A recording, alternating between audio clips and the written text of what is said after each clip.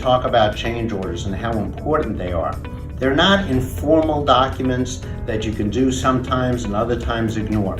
A true change order is really an amendment to the contract. It is just as important as when you sign the contract from the beginning.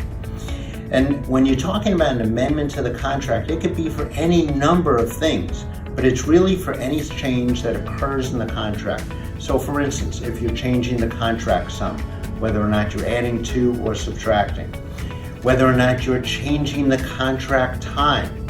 So if you put in a change order that you think you're entitled to more time, you should put that in the change order.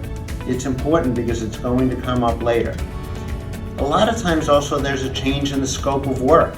The architect will make a distinction or they'll make some sort of clarification.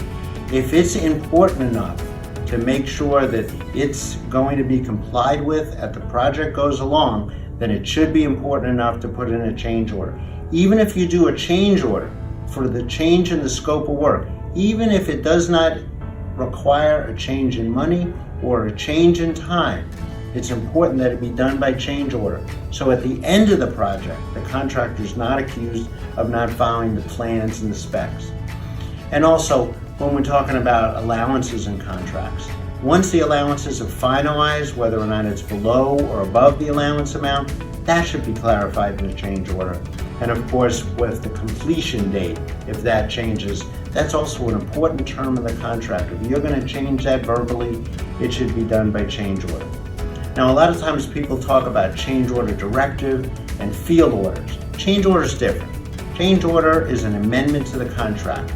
A change order directive is something that the owner unilaterally sends down to the general contractor or the general contractor sends down to the subcontractor, ordering them to do that. There's no agreement. And in fact, whether or not there's going to be an agreement is going to be a discussion at a later time. But for now, it's just a directive from the owner or the GC. And field orders are really similar situations where it's something that comes down and you have to perform on that.